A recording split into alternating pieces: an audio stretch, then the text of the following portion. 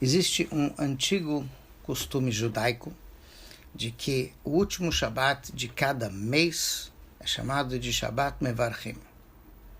O que significa isso? Significa que no último Shabat de cada mês, nós abençoamos o próximo mês, o mês que está por vir.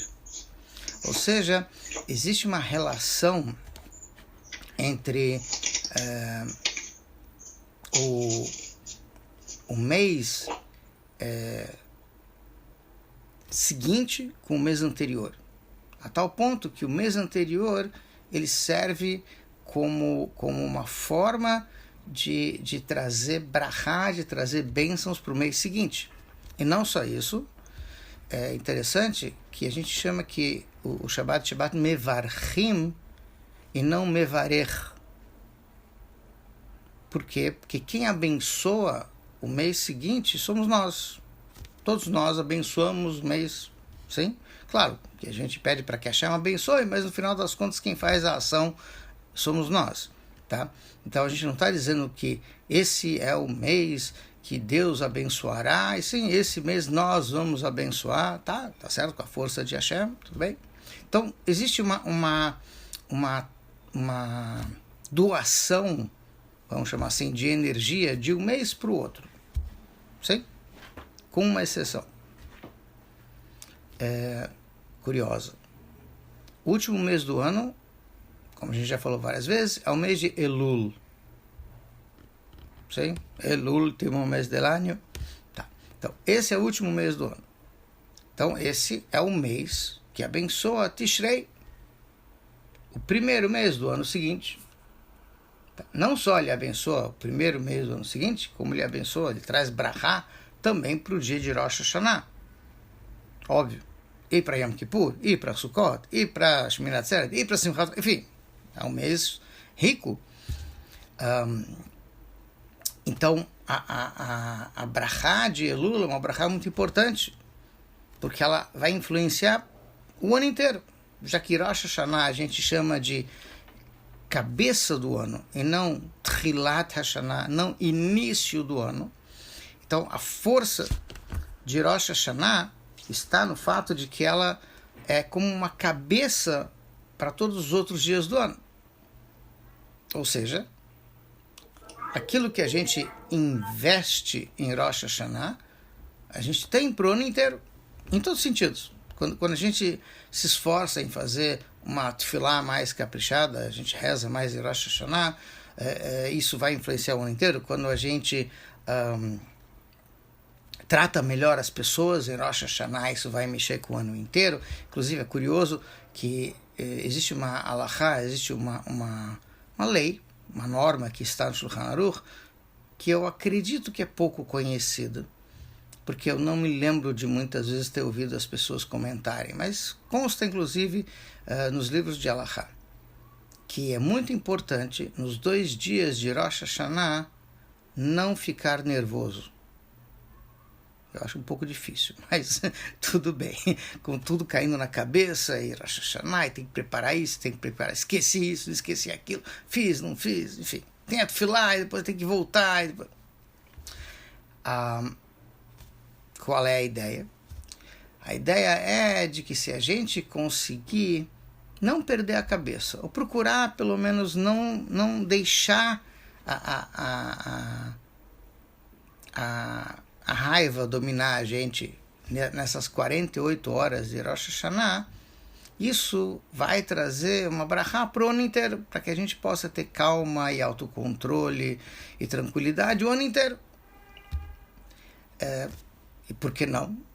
Eu vou fazer um investimento de 48 horas para ter 365 dias de tranquilidade, ou mais, porque esse ano tem um mês a mais, então é 383. Enfim, é um ótimo investimento.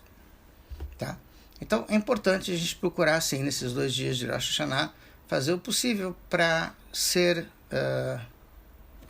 mente, para ser agradável, gentil, cortês com os outros. Tudo bem. Mas tudo isso a gente abençoaria no mês de Elul para Rosh Hashanah. Sei, no último Shabbat, esse Shabbat agora, Shabbat Parshat Nitzavim, deveria ser o momento alto, importante, vamos dizer assim, o auge do investimento para o ano que vem. Nesse Shabbat a gente dá uma brachá especial para que o ano que vem seja um ano muito especial. E na prática não tem Birkat HaChodesh. No mês de Elul não se abençoa o mês seguinte, o mês de Tishrei. Então o Baal Shem Tov tem uma explicação muito simples. Eu diria simples, porque depois que se conhece ela é simples. Antes de você conhecer ela não é tão simples. Todo ano, Parashat Nitzavim, a Parashat da semana dessa semana, é lida antes de Rosh Hashanah. Isso é uma coisa, é uma constante. Tá? Pode acontecer que se leia duas Parashot, Nitzavim e Vayelech. Tá? Inclusive, o Rebbe comentou num Fabrengen de Tafshin Nun Aleph, 1991, que existe até uma forma de saber que anos vai ter as duas parashot juntas e que anos vai ter as duas parashot separadas. Existe uma expressão que está no Tanakh, que é Pat Bag Hamelech. É uma longa história, não daria para eu explicar agora, mas a ideia é de que o rei da Babilônia, quando ele protegia alguém, trazia alguém para a sua corte e lhe dava uma série de privilégios, inclusive ele fez isso com os reis de Israel que ele tinha conquistado, ele oferecia um Pat Bag Hamelech, que é um tipo de alimento do rei. E na Halachá se usa essa expressão Pat Bag, que é um nome de um alimento, tá? Para dizer o seguinte, voltando, a ideia de Pat Bag Hamelech é a ideia de um alimento especial.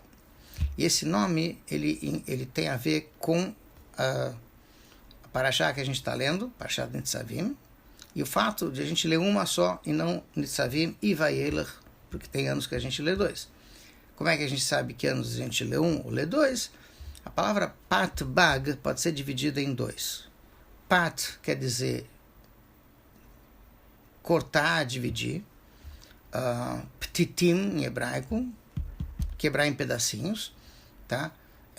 Inclusive até Pat em aramaico, ou Pita em árabe, quer dizer pão. E é interessante que essa diferença entre os Ashkenazim e os Faradim de modo geral, que no Shabat, na hora de distribuir a halá na mesa, os Faradim fazem questão de cortar com a mão e ficar jogando para todo mundo, enquanto que Ashkenazim cortam bonitinho, com a faca, tal, negócio mais ocidental, mais educadinho, mais enfim, tá?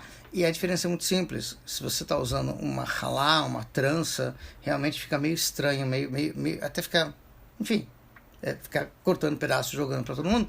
Mas se você faz o seu Shabat com pita, com pão árabe, é assim que se come o pão. Você não vai usar uma faca para cortar o pão árabe, você corta e dá os pedacinhos para cada um. Então o nome do pão também tem a ver com a ideia de cortar, de partir em pedacinhos. Então Pat Bag Hamelech significa você corta quando tem bag. O que é bag? Beit quer dizer 2, Gimel quer dizer 3, segunda-feira é o dia 2, terça-feira é o dia 3, quando Rosh Hashanah cai na segunda ou na terça, esse ano vai cair na terça, por exemplo, segunda noite para terça, primeiro dia de Rosh Hashanah, aí então divide, separa Nitzavim de Vayelech. Essa é a ideia do Pat Bag. Então, divide, parte quando for Bag, quando for segunda ou terça. Então, esse ano a gente divide, a gente tem Nitzavim separado de Vayelech.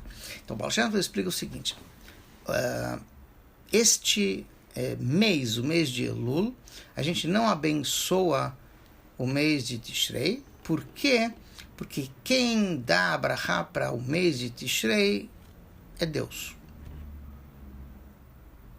E isso nos dá a força ao longo do ano inteiro, de a cada mês que passa, a gente também poder trazer essa brachá de Hashem para aquele mês seguinte.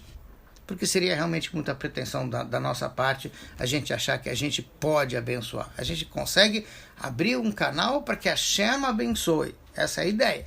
Então isso começa justamente no mês de Elul, ou seja, na leitura da Torá desse Shabat agora. Como é que a gente sabe disso? Então, Baal Shem Tov explica que o nome da Parashá é Atem Nitzavim. Nitzavim, vocês estão firmes, de pé, erguidos. Então, explica-se o seguinte. Vamos ler só a primeira frase da Parashá e explicar isso dentro do contexto que a gente está falando agora. Atem Nitzavim Ayom Kulchem. Vocês estão firmes de pé hoje, todos vocês. Ifnei Hashem Elokechem, diante de Hashem, o seu Deus, Roshechem, Shiftechem, os seus líderes, os chefes das tribos, Neshechem, as mulheres, as crianças, enfim, Mechotev Eitzecha, Atshuev Mimecha, até as pessoas mais simples, até os lenhadores, os aguadeiros, enfim. E o Pasuk enumera 10 tipos de pessoas. E diz, todos eles estão firmes diante de Hashem. Então, a explicação um pouco mais profunda desse passuco é a seguinte. Nós estamos diante de uma data muito especial que é Rosh Hashanah. Nessa data, nós coroamos Hashem como o Rei do Universo, porque é curioso, isso é uma atividade que acontece todo ano. Mas ele já não é o Rei do Universo? Sim. Desde que ele criou o mundo, ele já é o rei, ele já é o criador, ele já é tudo. Tá? Mas existe uma frase que a gente inclusive fala no Shabat e que está logo no início da Torá. No final da criação está escrito Asher bara Elokim la'asot. Isso a gente lê também no finalzinho, na primeiro parágrafo do Kiddush do Shabat, que é uma frase da Torá, que significa Asher bara Elokim la'asot. Deus criou o mundo. E assim Deus então ficou feliz com o final, com a criação do mundo, mas tem uma palavrinha a mais que é la'asot. E a pergunta que se faz em relação à tradução da palavra é, quando a gente diz e foi concluída a criação, Asher bara Elokim, que Deus criou. Por que eu preciso dizer la'asot? Tradução literal, para ser feito. Hashem criou o mundo para o mundo ser feito. Bom, ele já foi feito. Hashem já criou. Então, a explicação desse passuco é muito simples. Hashem criou o mundo. Ele deu o mundo na mão do ser humano para o ser humano aperfeiçoar o mundo. O exemplo que o Talmud dá é Hashem criou o trigo para que o homem faça o pão. Ou seja, o mundo é perfeito. Do jeito que Deus criou já é perfeito. Mas Deus deu ao ser humano a possibilidade de tornar o mundo um mundo melhor. E essa é a nossa missão. A gente tem uma orientação de como fazer isso? Tem. A Torá nos diz o que a gente tem que fazer para o mundo ser um mundo melhor. A gente não precisa reinventar a roda. A gente já tem as ferramentas para fazer isso. Mas Hashem quer que a gente faça isso. O objetivo da criação não é que ela seja perfeita, ela já é, e sim la'asot, que a gente aperfeiçoe aquilo que já é perfeito. Por quê? Porque até aquilo que já é perfeito é limitado. E a forma da gente se aproximar mais do Criador, que é ilimitado, é melhorando o mundo. Porque o que é bom, mas o que é melhor pode ser sempre melhor. Então a gente tem um trabalho infinito, quase que igual ao do Criador, até um certo ponto, de melhorar o mundo. Melhorar o nosso relacionamento, melhorar a nossa casa. Tudo tem que ser melhorado constantemente. Esse é o trabalho da gente. Então, esse é o la'asot. Essa é a palavrinha que está no Kiddush do Shabbat, que significa a gente está aqui para melhorar as coisas que já existem. Com certeza para não estragar, isso é óbvio, mas não só não estragar, que já era bastante bom, mas ainda para melhorar. Então explica-se o seguinte, quando a Torá diz, nessa parashá, logo no início, Até Nitzavim, vocês estão firmes. Hashem está dizendo para a gente o seguinte: eu estou lhe dando força, energia, brachá, bênção, para que vocês estejam firmes e fortes para cumprir a sua missão. Para que, quando houver o julgamento de Rosh Hashanah, porque Rosh Hashanah também é chamado de Yom Hadin, mas vejam bem, a relação entre a ideia de um dia de julgamento e o dia de Rosh Hashanah, é assim, muito resumidamente, é a seguinte: nós temos uma missão de melhorar o mundo. Para isso, Deus nos deu a força de, a cada ano que passa, nós coroarmos Deus como Rei do Universo. Existe uma frase dos grandes sábios da Idade Média que é En melech belo am. Não existe rei sem povo. E o conceito de reinado dentro da Torá é um pouquinho diferente do conceito de tirania. O motivo pelo qual, de modo geral, na história, na civilização, há uma tendência maior, pelo menos hoje em dia, de se procurar ter governos democráticos eleitos pelo povo, é porque, infelizmente, a experiência da monarquia não foi lá muito satisfatória. Porque, infelizmente, muitos reis abusaram do seu poder, exploraram, fizeram mal para o povo, enfim. Então o povo se revolta contra esse tipo de governantes, sejam reis, sejam ditadores, e procura colocar alguém mais adequado no poder. Se isso dá certo ou não dá certo, fica para uma outra ocasião. Mas na prática, a Torá nos diz que o rei ideal, o rei da Torá, Melech HaMashiach, o rei que vai ser o Mashiach, que vai ser o rei que vai orientar toda a humanidade, ele não pode ser um tirano e nem alguém que se impõe pela força. E sim, existe uma frase que a gente até fala na Tefilá: Malchuto beratzon kiblu lehem.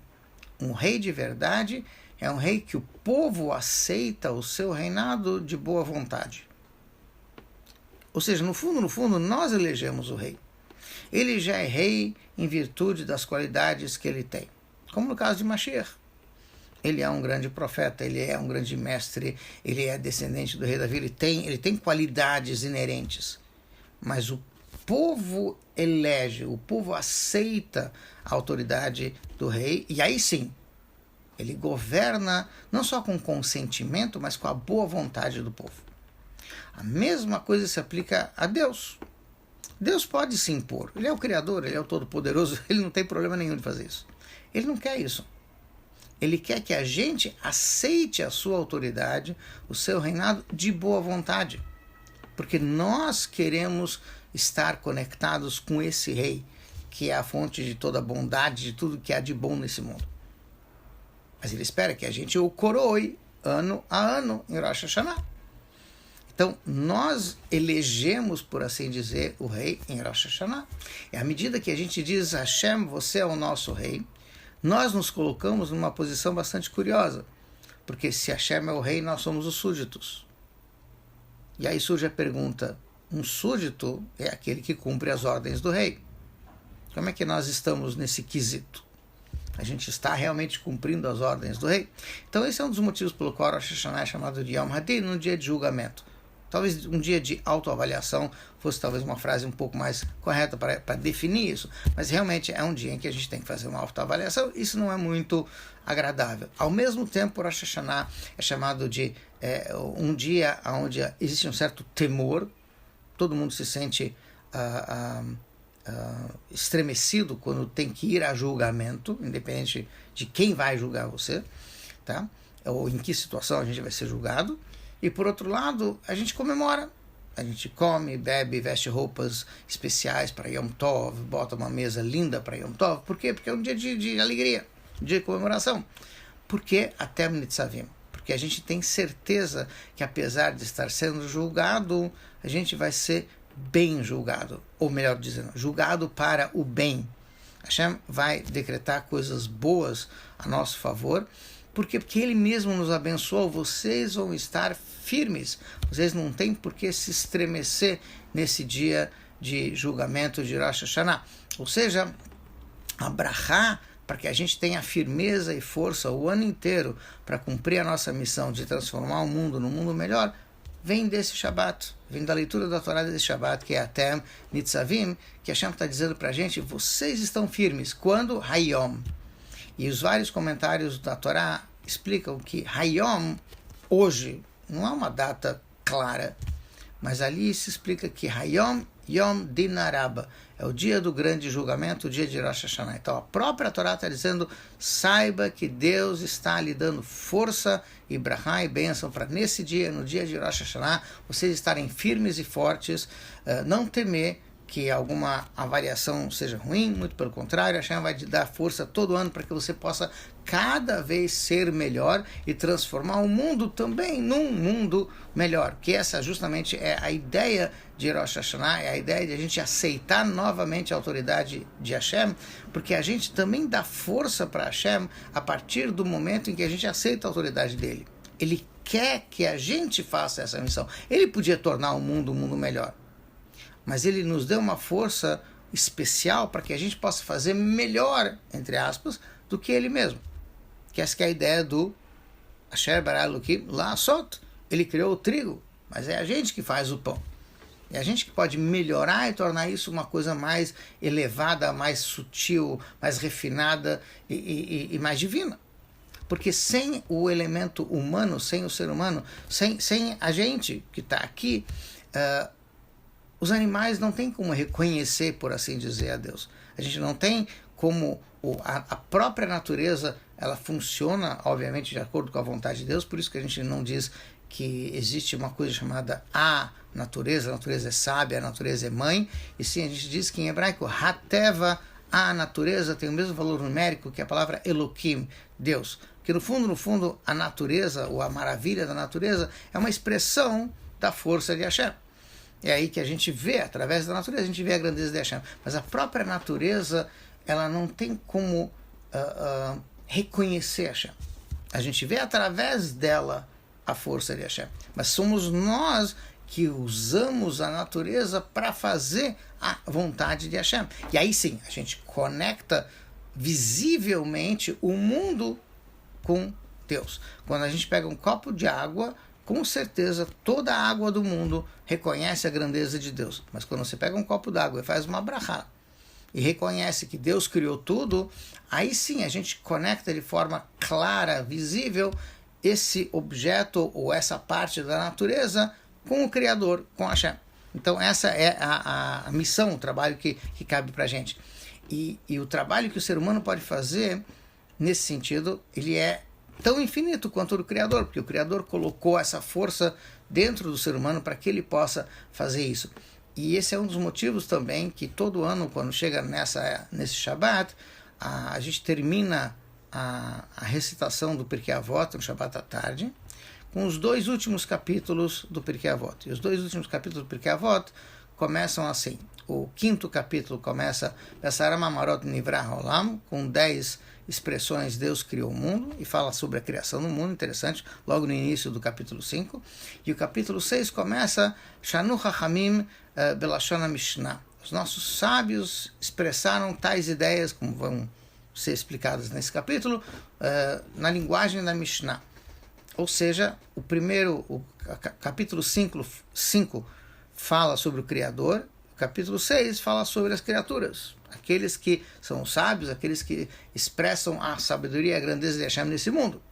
Ou seja, por mais que Hashem criou o mundo perfeito, mas cabe aos seres humanos, cabe a nós usar a sabedoria que Hashem nos deu, que é a Torá, para transformar o mundo num mundo melhor. Que essa basicamente é a ideia do Rosh Hashanah, que a gente tem agora diante da gente, que a gente vai usar o dia de Rosh Hashanah para, através do toque do shofar, através das mitzvot que a gente faz nesse dia, através da tefilá que a gente faz nesse dia, através do comportamento que a gente tem no dia de Rosh Hashanah, a gente vai trazer brachá para o ano inteiro, trazer bênçãos para o ano inteiro, e a maior brachá vai ser que a gente também vai poder trazer a vinda de Mashiach, a gente vai poder ver claramente Hashem se revelando nesse mundo, através de Mashiach, através da Geulah, através da construção do terceiro Beit HaMikdash, e aí o mundo inteiro vai finalmente reconhecer que Hashem é o Criador e que a gente tem uma missão, que é transformar esse mundo numa moradia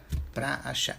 Tivá, Vahatimá, Tová, Leshaná, Tová, Mutuká, Shabbat Shalom, muita brachá para vocês. Eu tinha muita coisa para falar, mas Mitzvah Hashem a gente vai falar nas próximas vezes.